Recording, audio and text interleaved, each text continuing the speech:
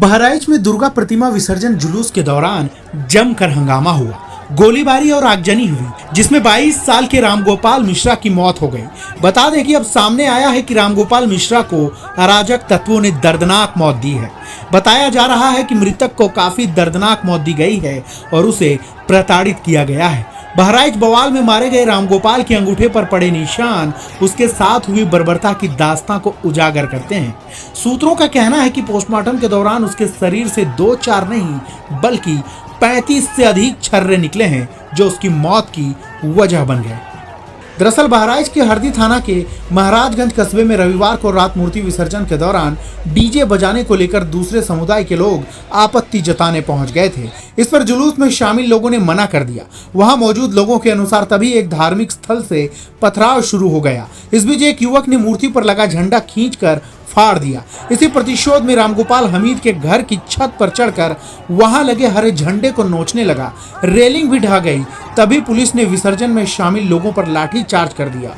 भीड़ के भागने की वजह से रामगोपाल अकेला पड़ गया। इसके बाद सलमान और हमीद उसे अपने घर में खींच ले गए। पहले प्लास से उसके दोनों पैरों के नाखूनों को नोच डाला। तभी कुछ लोगों ने शोर मचाया।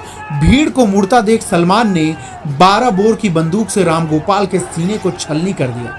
पुलिस ने किसी तरह उसके घर से रामगोपाल को बाहर निकाला और जिला अस्पताल ले गए, लेकिन उसने दम तोड़ दिया। आखिर बहराइच में क्या हुआ?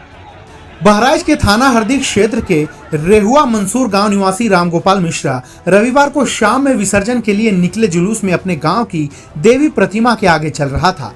जुलूस जब महसी तहसील मुख्यालय से महज कुछ दूरी पर स्थित महाराजगंज बाजार में अब्दुल हमीद के घर से गुजर रहा था, तभी वहां दोनों समुदाय के लोग आमने सामने आ गए।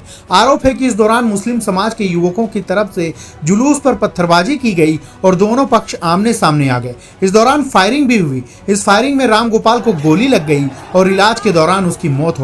अब सामने आया है कि दंगाइयों ने मृतक के शव के साथ हैवानियत की और उसे दर्दनाक मौत दी है। इधर इस घटना में जान गंवाने वाले रामगोपाल मिश्रा के परिजनों का कहना है कि उनके घर का चिराग तो अब लौट नहीं सकता, लेकिन इस घटना के पीछे वे पुलिस प्रशासन को दोषी ठहरा रहे हैं। उनका कहना है कि अगर लापरवाही नहीं बरती जाती तो आज उनका बेटा जिंदा होता। अब सरकार और प्रशासन से उनकी मांग है कि इस घटना के आरोपियों को कड़ी से कड़ी सजा मिले। जी, ये घटना पुलिस की लापरवाही से घटी। पुलिस की सुरक्षा होती तो ये घटना न घटती। इस लड़के को, हमीद के लड़के ने, महाराजगंज की घटना है, अब्दुल हमीद का लड़का, ये जब वो झंडा लहराता हुआ आगे बढ़ा तो उसके हमीद के लड़के ने गोपाल को खींच ले गए और अंदर से गोली मार दिया। और जब गोली की आवाज सुनकर उनके साथ में जो भाई लोग थे या गांव के लोग थे तो आगे बढ़े तो उनके ऊपर फायरिंग हुई तो वो पीछे हट गए अपनी जान बचाई। उसके बाद में आगे बढ़े, किसी तरीके से गोपाल को बाहर निकाला। परिवार से उनके माता पिता और गोपाल की पत्नी गई हैं मिलने। उनकी ये मांग है कि मतलब आरोपियों को पकड़ा जाए और उनको सजा जो हो सकती है कड़ी से कड़ी सजा दी जाए और उनको मकान उनका गिराया जाए और उनका जो उचित मुआवजा हो गोपाल की पत्नी को मिले। थाना रामगांव की गाड़ी आई, पुलिस की गाड़ी आई थी और साथ में पंचायत अधिकारी आए थे। ये 7 बजे लगभग। कौन गया?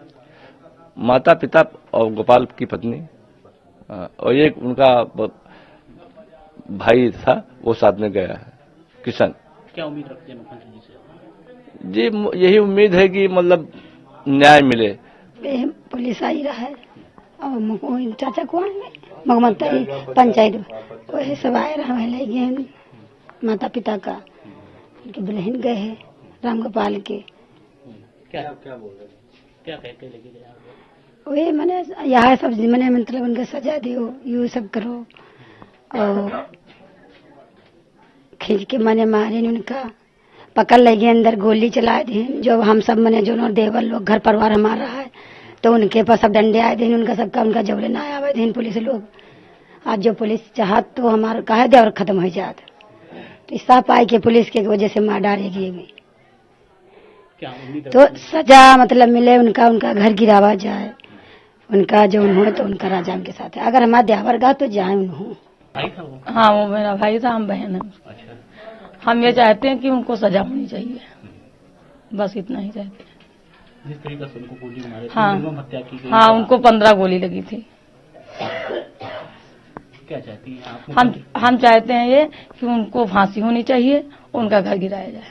अच्छा, आज परिवार के लोग कौन कौन गए हैं मुख्यमंत्री जी से मुलाकात? मेरे माता पिता और भाभी गई हैं। क्या बजे सवेरे आए थे? कौन लेके आए यहाँ से? ये पुलिस आई थी रामगांव की, वही ले गई। क्या उम्मीद रखती है मुख्यमंत्री जी से? अभी तो कुछ नहीं कर रहे हैं, जब तक सजा नहीं मिलेगी तब तक कुछ नहीं उम्मीद है। रामगोपाल की मौत के बाद भड़का गुस्सा।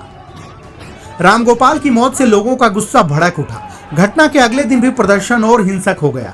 बाइक के शोरूम में आग लगा दी गई, कारों को भी फूंका गया, लोग लाठी डंडे लेकर सड़कों पर उतर गए। उधर परिजन शव का अंतिम संस्कार करने से इनकार करते रहे। हालांकि पुलिस ने मृतकों के परिजन को समझाया तो वे मान गए। परिजनों को कड़ी कार्रवाई का आश्वासन दिया गया। पुलिस पर गंभीर आरोप। महाराजगंज की घटना के बाद सबसे ज्यादा आरोप पुलिस व प्रशासन पर लगे।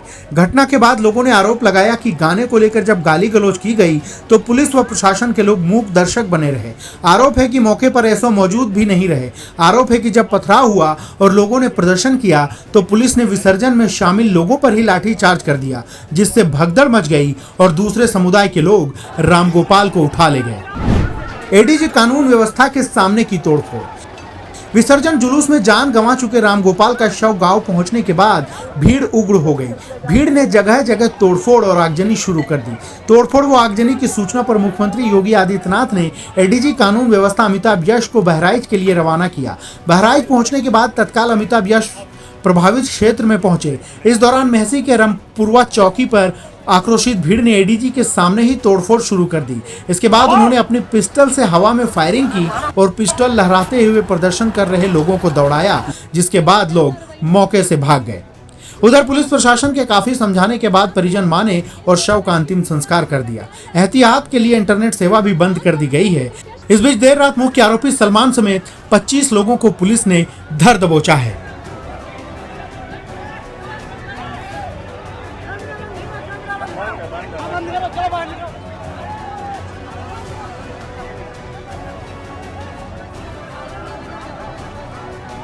जाओ